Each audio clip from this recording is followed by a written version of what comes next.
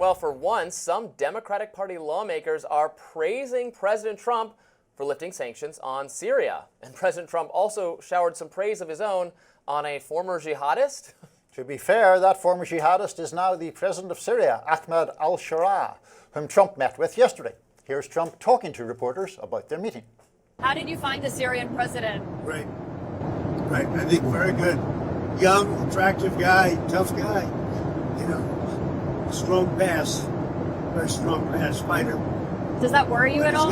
He's got a real shot at pulling it together.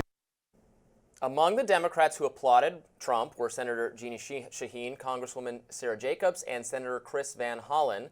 Regarding the sanctions on Syria being lifted, Jacobs told Politico, "This is a welcome step forward, and now Congress needs to do its part and repeal congressionally mandated sanctions too."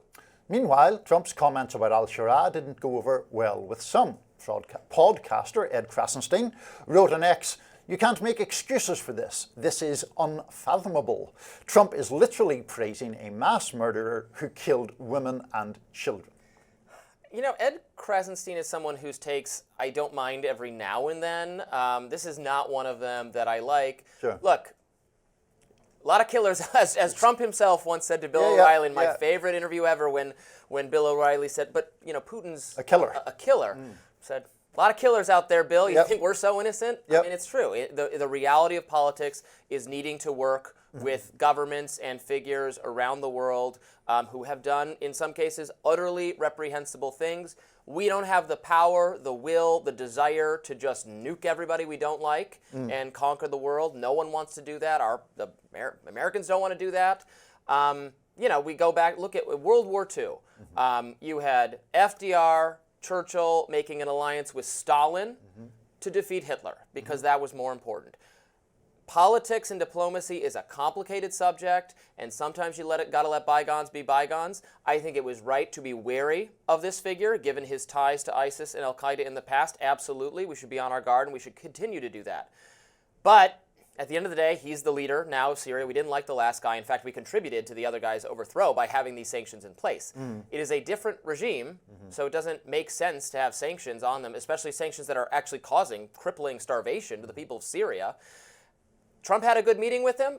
That's good. I think we should move toward positive diplomacy with Syria. The theory being that will move them closer to our sphere of influence and have a positive relationship with the U.S. We shouldn't be so naive to think that's absolutely always going to happen in all cases, but this seems like a good first step to me. No? Yeah, I don't really disagree with much of that. I think it is a complicated situation in Syria. I think there are legitimate reasons for being concerned about this guy beyond his past.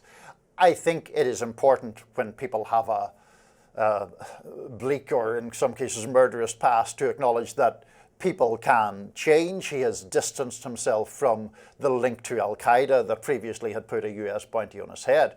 The reason I say it's not just quite crystal clear is that there was a lot of violence just in March in Syria under this new government. That is true. We interviewed someone who was an expert on Syria who had relatives in the region and really described some very harrowing stuff. It was a great interview. Right.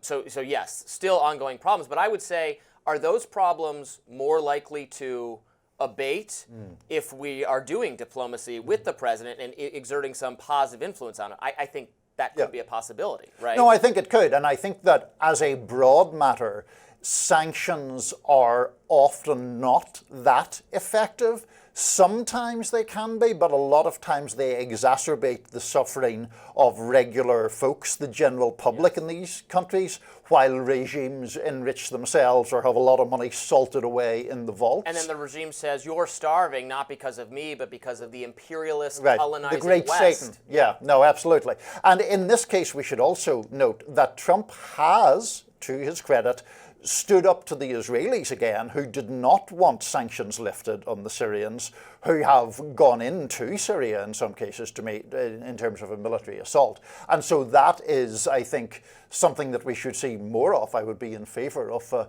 more American administrations being more skeptical of what Israel tells them. And doing engagement. You know, one of our huge mistakes in the Middle East was with Libya, right, with Gaddafi, who was an actor who was not on board with America at all, was aligning our African nations against us, and then after some military action, then kind of got it and started to fall in line.